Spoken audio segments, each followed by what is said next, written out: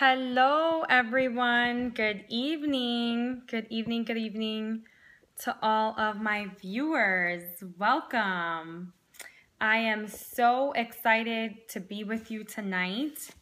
Like every single night, I am super passionate about joining you and connecting with you all. Today has been just an energy-filled day. All types of energy. And I am Collective Joe. Welcome, Collective Joe. Do introduce yourself if you are new, and even if you're not new, if you are a frequent viewer, you know, we're building a community here. So go ahead and introduce yourselves as you arrive. So tonight's topic is question and answer. And I have some questions that have already been asked through my viewers on other scopes. And I will be answering some of those. Kellogg's Pizza, welcome. What's your name?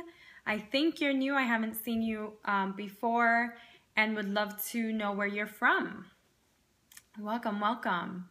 So for those of you who may not know me, my name is Dianese Costa, and I am the owner and founder of Sexuality Power, a business dedicated to the empowerment of individuals through their sexual expression and self-empowerment, right? So I work with individuals and couples to really connect to their sexuality and create outwardly the life that they wish to see.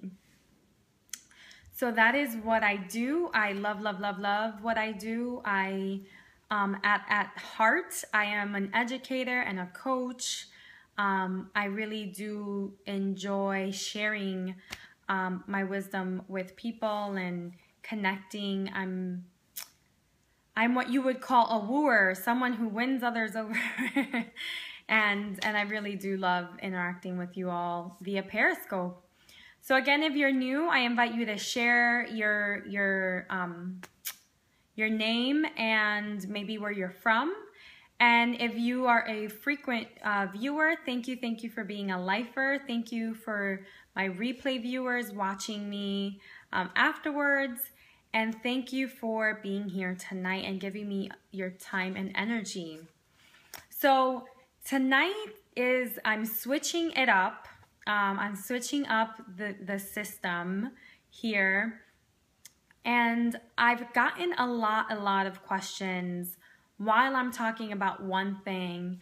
I'll get like random questions, and they're all great questions.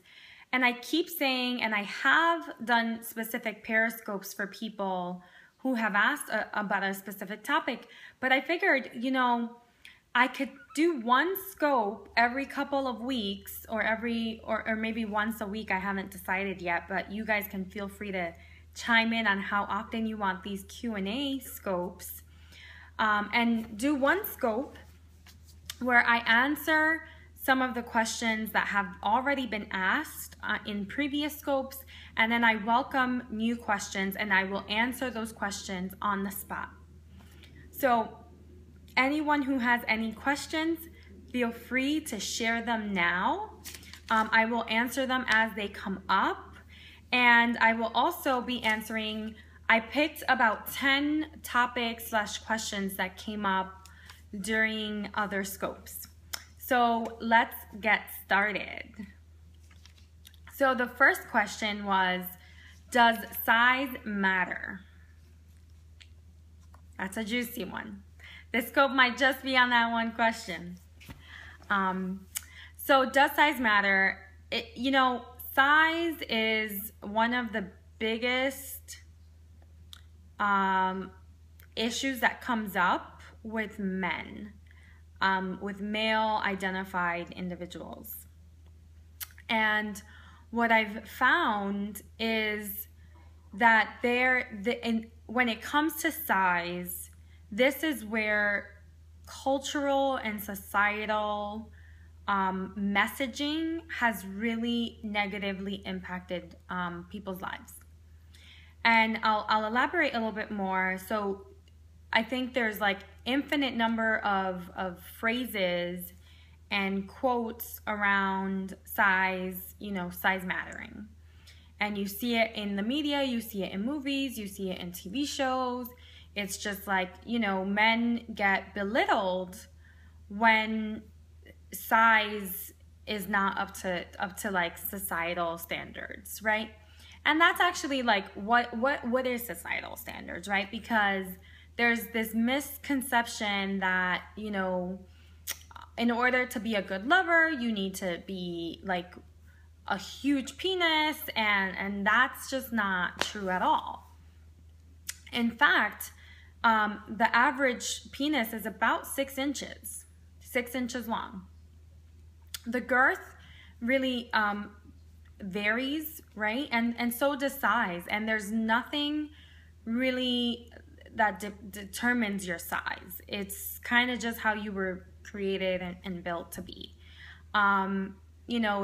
There's no real correlation. If your father has a big penis, that you'll have a big penis. There's no correlation there. So it's not like other genes like red hair or something where it would be passed down. There are some cultural differences by ethnicity or race, but not really. I think there's more stigma and more stereotyping that happens in certain cultures, right? So like the infamous phrase that all black men have big penises. I mean, that is impossible for all black men to have big penises. So that's one of them, that white men have small penises or that Asian men have small penises. Those are just really, really broad generalizations that have really had a negative impact on people's sexuality and sexual identity, right? Because I've truly come up against situations and clients that really are struggling with, the size of their penis because of all of this stigma and messaging that they've heard throughout the years. So one of the things that I just want to share with any men watching here is that, your penis is your penis is your penis. Your penis is not going to change. You're given one penis, and it's really about owning it, right? Like owning your penis, owning whatever shape, size, color, texture it has, right? And being confident in that, right? Being confident that, whatever you were blessed with, that is exactly what you need and where you are, and that you could have a really fulfilling sex life regardless of what the media tells you, right? Because a lot of the time, what I've come to experience through the work that I do with my clients is how often, men might just disengage and shut down because of this issue with size. So that's, to sum that one up in a nutshell, size does not matter. It varies across cultures, it varies across people, and the average male penis is about 5.5 to 6 inches long. So, the infamous 9-inch penis, that's not where the bulk of people fall, okay? So the second topic or question that came up on a previous scope were a foot fetish. So someone asked, "Hi Maria, hi, welcome love. Thank you for the hearts, Maria. I love you so much. Thank you for joining me once again. Hi, hearts for you too." Maria, so tonight we're talking about questions that have been asked, and this is also an opportunity for you to ask questions as well. So Maria, I'd love to hear any questions that you might have around sexuality, any curiosities. This is a tell all, ask all scope, so nothing is off topic or off limits, and everything can be asked. So do think about it, Maria, and let me know if you have anything. I just talked about size and whether or not size matters. That was the actual first question I ever got on Periscope, and it does not matter. I actually shared that the average male penis is about 5.5 to 6 inches long, and you know, there is no norm for any one race, ethnicity. There are some differences, but there really is, you know, just a lot of bullshit, to be honest, being sold out there through media that says, you know, someone has to be a specific size, or to be good, you have to be a specific size. That's not true at all. It's really about what you do with what you have. What about men with micro penises? That is a thing, Maria. It is a thing to have a micro penis. I think what kind of becomes problematic is medically defined micro penis versus what someone might perceive their penis to be, right? So I think that has something to do with it. You know, a lot of men have penile insecurity because of all of the fucking bullshit and messaging that they've heard through the media. So, you know, yes, micro penises are a thing.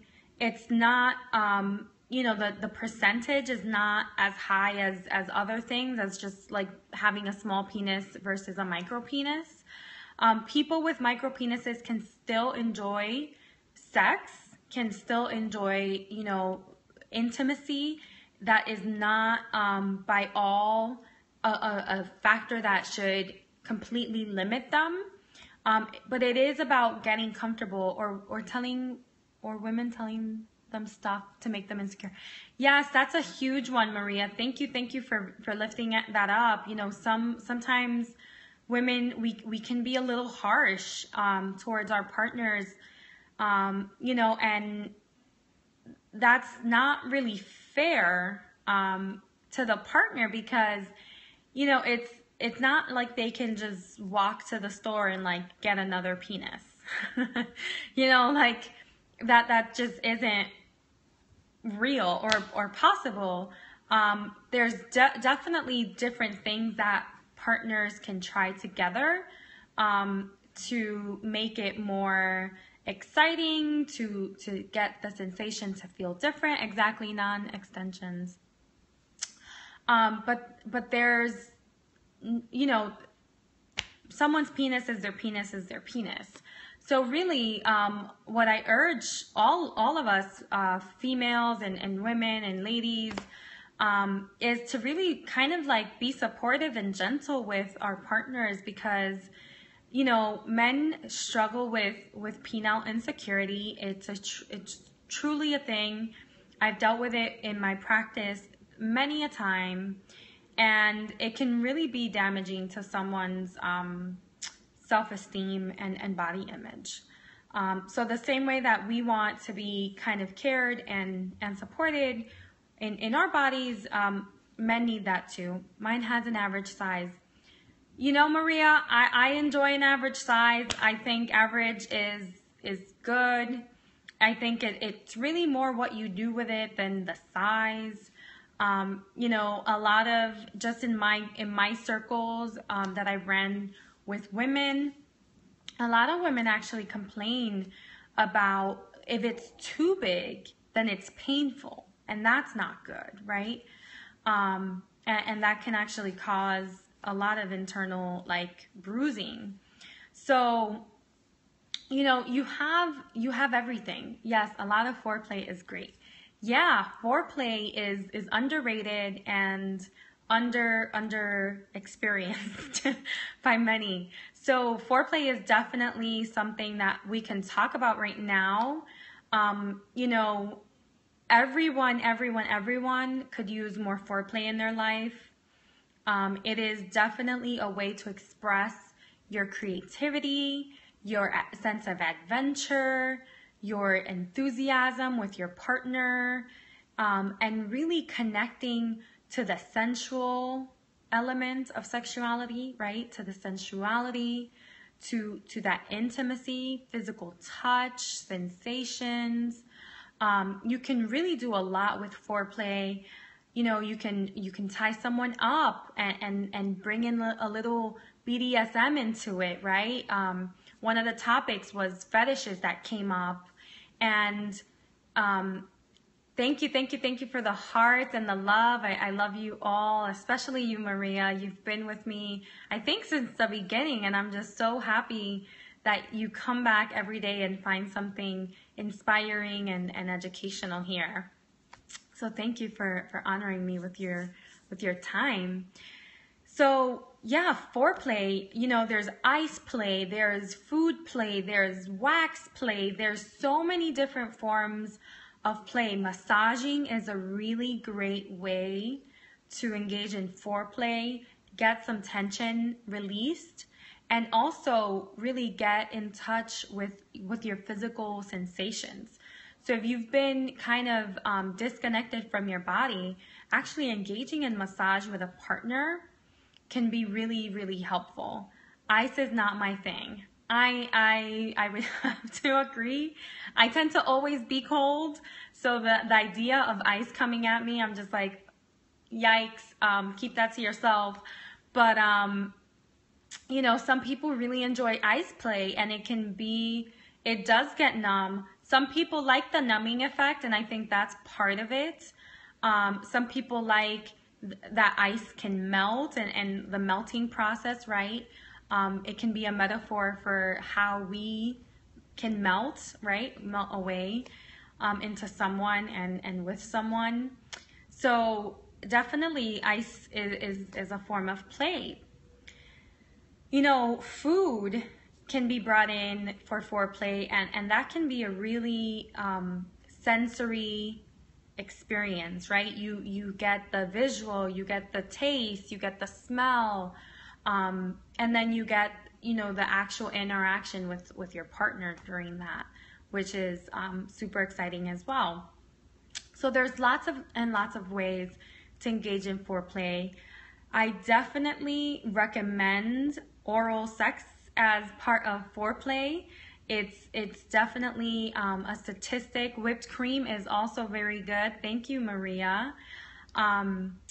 Oral sex, you know, women, the majority of women, and the percentage shifts every time they do research, but it's a large amount of women do not orgasm unless it's through clitoral stimulation, right? It just doesn't happen for them. And that's attributed to many factors. But one of the things that I strongly encourage people to do, and obviously to do it in a safe manner. So if you're in a monogamous relationship where you are exclusive and have agreed to not use any type of dental dam or latex condoms, you know, God bless and be well. As long as, like, you're, you know, if you're not seeking a pregnancy, you're taking care of that in another way. If you aren't in a monogamous relationship, I do encourage safer sex. That's just my position in life, my viewpoint. So definitely oral sex can be done with a dental dam, a saran wrap. All of those are good for oral sex. But I encourage oral sex because so often, because women, as long as you're committed, yeah, Maria, that's something. And as long as, I think, the conversations are happening, right? Like, sometimes you go into a situation and for whatever reason, there's no conversation about, like, condom use or birth control or like, you know, if I were to become pregnant, like, what would I do?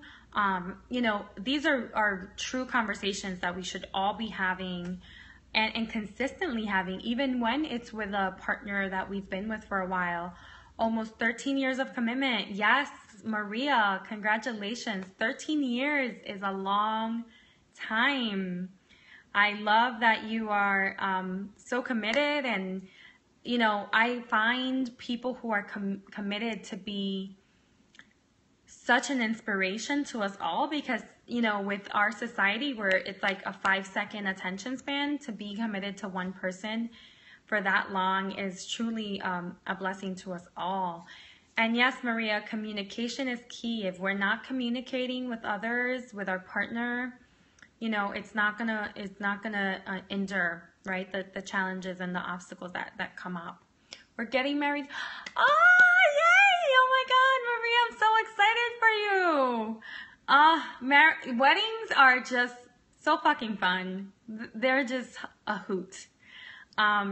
I got, you know, to go to a wedding recently, and it was just so great to see people fall in love. And it was actually a 25th year wedding renewal.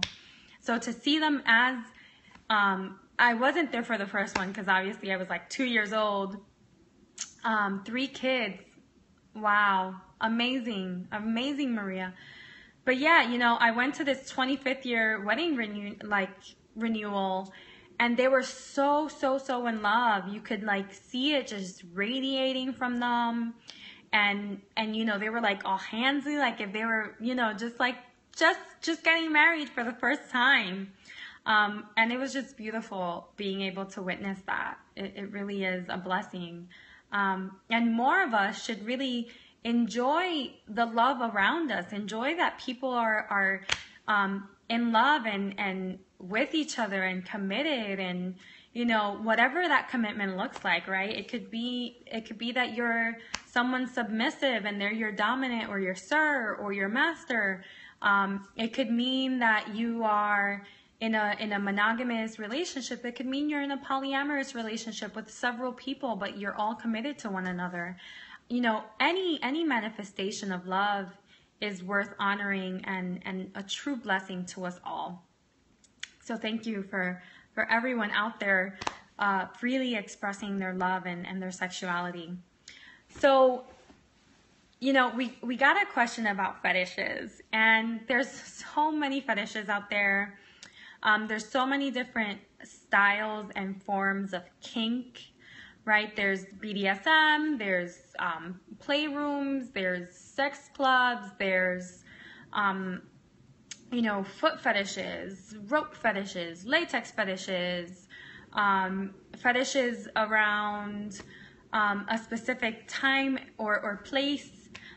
So you know, explore is what I can really say to fetishes. I honestly, sorry, phone call. No problem, Maria. Glad to have you back.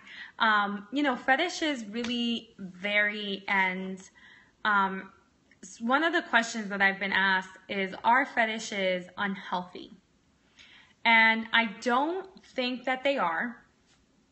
I think that when anything becomes disruptive to our everyday functioning, then it becomes a problem, right? When we can't operate without something, right?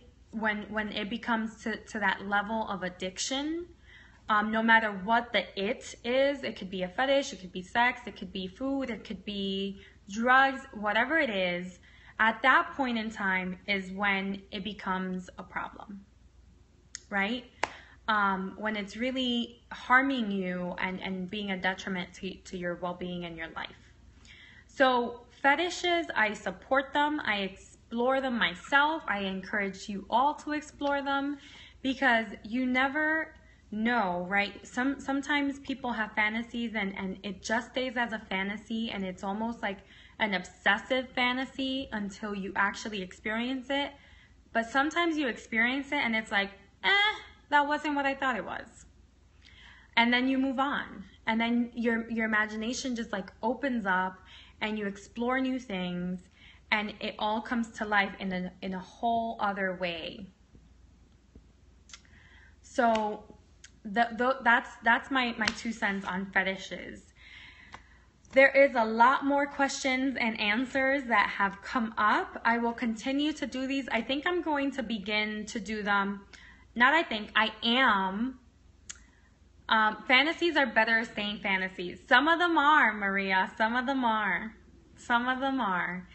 Some of them are fun to act out and to explore. Literally great. Thank you for joining. So happy to see you on. We have been talking about a bunch of questions and answers, so I will stick around for a few more minutes if you have any questions. It's okay. I'm happy that you are here, and I will gladly stick around a few more minutes to see if you have any questions that you would like us to answer for you tonight. Thank you so much. Happy to see you. Happy to see you too.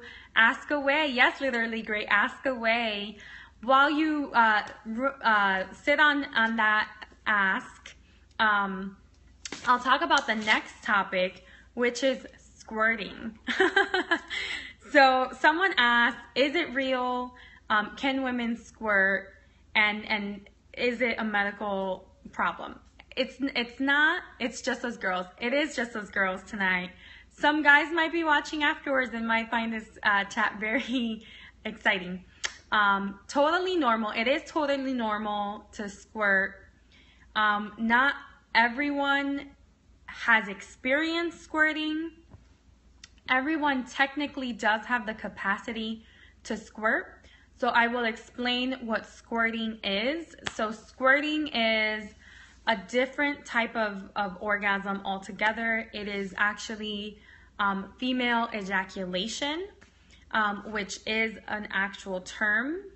And it occurs when your G-spot is stimulated. Or it can occur when your G-spot is stimulated. And what is your G-spot, right? So your G-spot, from an anatomical point of view, is like 2 inches to 3 inches in and up. And it's actually the internal end of your clitoris. So there's a bunch of nerve endings there. It's connected to other areas of your vulva. And you know, when stimulation occurs in the right place, a woman can squirt, right? And it's not urine. So that's the first misconception, is that squirting is urine, and it's not. It has a completely different, it's alkaline based. So it has a different chemical composition. It does not smell like urine. I have never tasted it, but I've heard it does not taste like urine either. It is just a different fluid. So similarly to, you know, when a woman orgasms, she might release different fluids. You have your Skene's gland, and you know, we have different glands that really secrete fluids, and equally like an orgasm that might happen through clitoral stimulation or through vaginal stimulation, you can ejaculate, and that is through both G-spot stimulation and then vulva stimulation. So the outside, to clarify, the outside genitals of a woman is the vulva.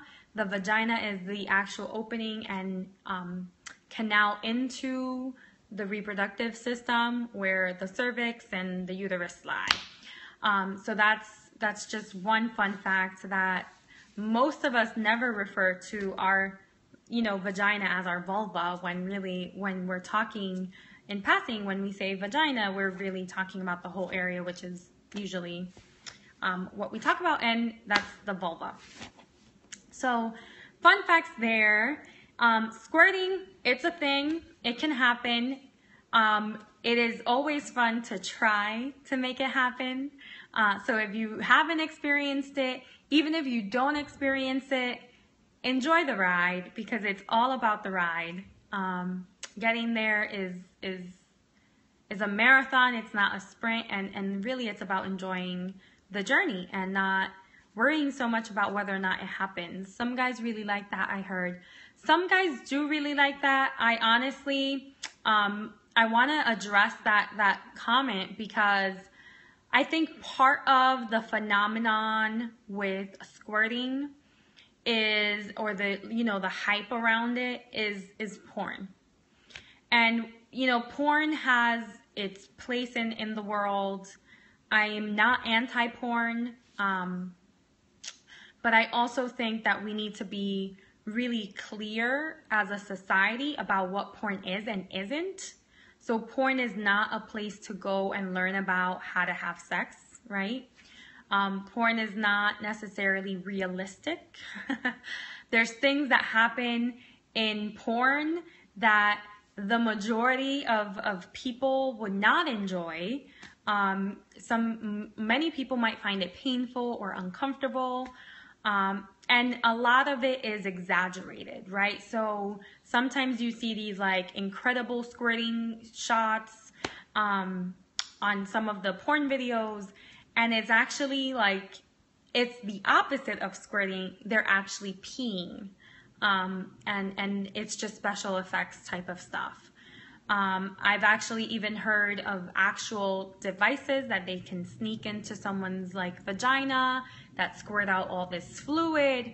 So there's so many different like theatrics to porn that people don't really realize. So they then become disillusioned when they're in a relationship or with a partner in real life, and they're not getting the porn experience. But it's like, that's not real. This is real. And rather than enjoying this moment, you're busy thinking about the porn video and comparing, that you can't even be present and enjoy the now.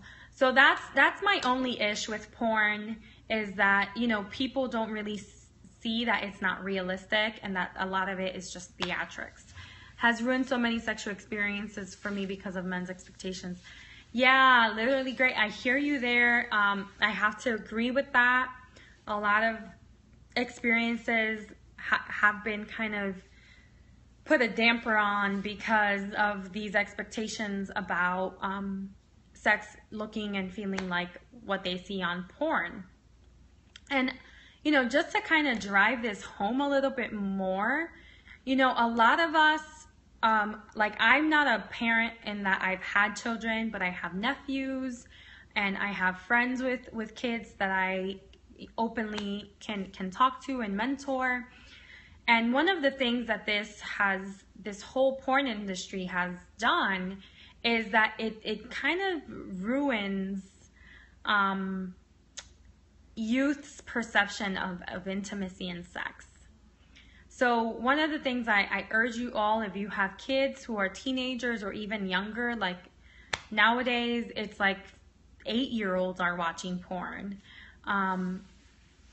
Oh, it's just me. It's fine. Literally great. I love you. So it's awesome to have a girls' night in and chat some more. But youth is really one of the areas that they get exposed to porn so often, yet we're not talking to them about the realities of porn and how it's not really real. So that's something, if you are a parent, I urge you to talk to them about it, to share it with friends who might have kids, because they're watching it. There's no preventing that they're gonna watch it. But really, it's about educating them on, the purpose of porn and what it really is about, that it's a lot of theatrics. So I will open it up and pause here for any questions from you both, you ladies. If you have questions, I'd love to hear them. We do have more, but I do want to get to my Spanish-speaking audience. So porn has made me feel like having larger inner labia is gross and wrong. Is it really normal? Yes, it is normal. Porn has really just, again, there was a man here, but he got scared. Maybe he was expecting something different and didn't see that happening, so he exited. we've positively affirmed that anyone who is not here with pure intentions will leave the scope automatically, and I think that's actually kept because I haven't gotten too many nasty comments in the last like 2-3 weeks. So labia are beautiful. I love labia. I actually encourage you and you know, share your labia freely. And one of the things that I have done is I've looked at like artwork and books and books of images of different labia and different vaginas and vulvas, and really just taken the diversity that there is in labia. You know, some women have larger inner labia and smaller outer labia. Some women have outer labia that are really enlarged and plump, and really almost like no inner labia. My husband loves mine. I don't understand why. He loves yours because he loves you, and it is an extension of you. And that is, you know, like one of the ways I call it, it's like the gates of our temple. So you know, ladies, embrace what you were gifted with. You know, all bodies are to be celebrated and are beautiful. And, you know, don't let some porn or some, you know, guy who wasn't even worth your time, or even a girl who wasn't even worth your time, right? Influence how you feel about your body, right? Because, you know, I look at the world, right? And I look at how much diversity, how much beauty there is, right? To someone, an orchid might be the ugliest flower ever, but to me, they're beautiful flowers, right? To someone else, you know, the same way that there's so many different flowers, there's so many different birds and creatures in our world, you know, our bodies, our sexuality, our composition. Me too, I actually have a tattoo. I'll kind of sneak it. You see, I have a tattoo of orchids. Maybe I'll show you guys when it comes to the summer. I'll be able to show more. But I love orchids. I grew up with my grandmother, and she would have orchids all over the house. Oh my gosh, I love them. Also, that's amazing. I love it. Orchid party. So yeah, just embrace your labia. Embrace. So cool that we all are here. This is lovely. I know this is community, right? This is connecting beyond space and time with people across the world, across you know, all of humanity. Plumerias too, they smell so good. Yes, I love flowers. I feel like flowers are like an outward representation of how diverse femininity and women can be, right? How varied labia are. So yeah, ladies, let's just embrace our labia. Like, you know, all this like labial reconstruction bullshit that they talk about in the media, I don't know who's doing that. It sounds really painful. But for me, it's just like, embrace your flower, you know, embrace your beauty, and let it be, right? Let it be like that true representation of who you are. You know, literally, great. I would even challenge us all to kind of look at how, like, what does your vagina say about you? What does your labia selfie? Yes. I love it. You know, what does your labia say about you? Like, you know, maybe there's something inside you waiting to be released and unleashed, right? And maybe that's why your inner labia might be larger. You know, if someone's an introvert, maybe that's why their outer labia is so plumpy on the outside and you know, really inward. So I even challenge us, and I'm gonna do this. You know, go look at yourself, really explore your labia and say, you know, what is my vulva saying about me? What is my vulva what am I feeling from her, right? And really connecting to her, because that's just a beautiful process in and of itself when you really connect with her in that way.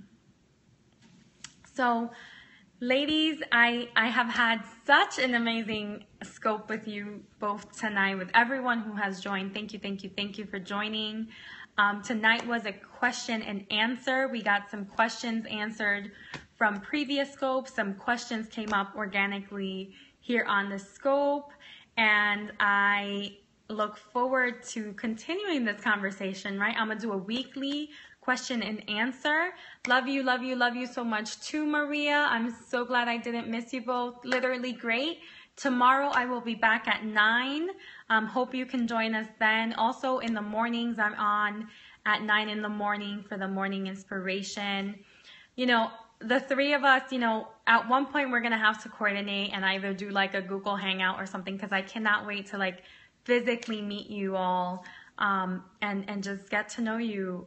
You know, I feel like you're my friends, and I'm honored to have you in my life. I really am, and appreciate all the love that you share with me every night.